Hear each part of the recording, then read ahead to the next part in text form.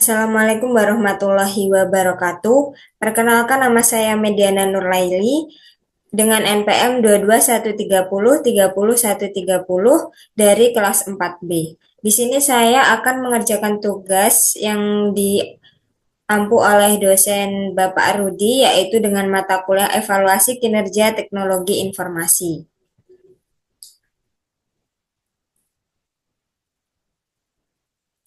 Untuk studi kasus atau tugas yang diberikan oleh beliau yaitu tentang sebuah perusahaan vintage bernama Finantech Solution yang mengalami ketidakselarasan antara Departemen Bisnis dan TI, di mana tim bisnis ingin meluncurkan produk pinjaman baru dengan skema pembayaran yang lebih fleksibel. Akan tetapi dari tim TI membutuhkan waktu sekitar 6 bulan untuk mengintegrasikan fitur tersebut. Selain itu, tim TI juga menyatakan bahwa sistem mereka belum sepenuhnya siap untuk memenuhi standar. Baik di keamanan, di regulasi yang ketat atau kompleks dari mitra potensial. Untuk latar belakangnya sendiri, yaitu perusahaan vintage, yaitu yang bernama Vintage Solution, di mana rencananya akan meluncurkan produk pinjaman baru dengan skema pembayaran yang lebih fleksibel. Untuk tujuannya yaitu memperluas layanan dan menarik mitra potensial. Dari studi kasus yang tadi sudah diberikan, yaitu adanya latar belakang di mana tim bisnis ingin membuat produk baru, tetapi dari tim TI sendiri harus membutuhkan waktu yang lama dan membutuhkan proses untuk mencari mitra.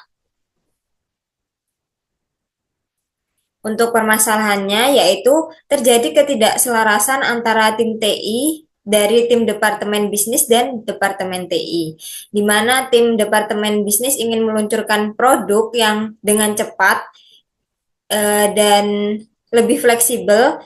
Ternyata dari Departemen TI sendiri masih membutuhkan waktu yang lama dan membutuhkan mitra yang benar-benar yakin dengan produk tersebut. Untuk kendala di setiap timnya yaitu dengan adanya integritas fitur yang membutuhkan waktu sekitar 6 bulan, di mana sistem TI juga belum sepenuhnya siap untuk memenuhi standar keamanan, dan adanya tuntutan regulasi dan kompleks dari mitra potensial. Jadi antara Departemen Bisnis dan TI itu masih memiliki kendala, di mana tim TI-nya masih belum bisa memenuhi keinginan dari Departemen Bisnis.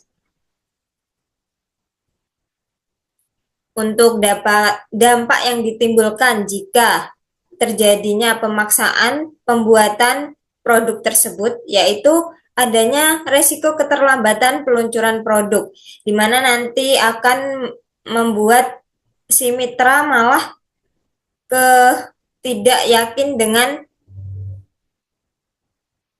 bisnis yang dibangun. Yang kedua ada potensi kehilangan peluang pasar, di mana mungkin yang seharusnya menarik menarik pengguna itu nanti malah tidak berhasil. Untuk yang ketiga yaitu reputasi perusahaan bisa terdampak karena standar keamanan yang belum terpenuhi.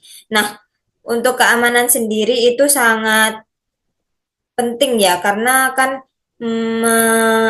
karena menyimpan banyak data-data dari pengguna. Jika terjadi kebocoran, mungkin saja perusahaan akan terkena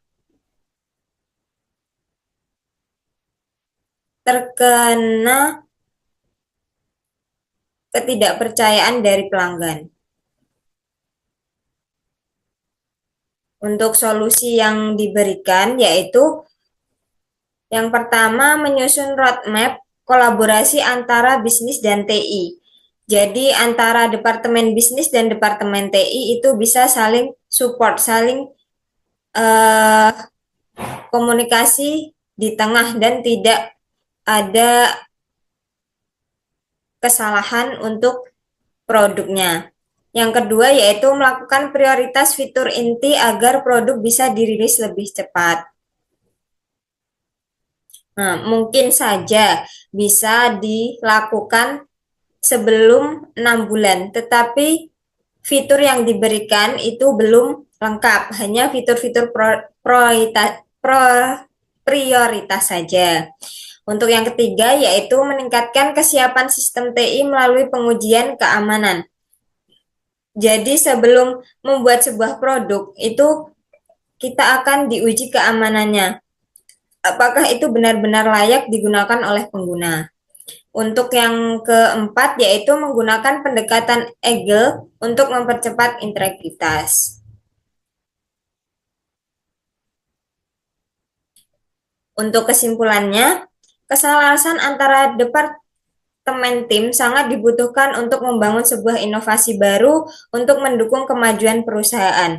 Baik antar departemen bisnis dan TI dibutuhkan komunikasi dua arah agar tidak terjadi kesalahan dalam membuat strategi bisnis atau produk yang berhasil dan dapat digunakan, serta baik pengguna dan pembuat itu saling mendapatkan keuntungan.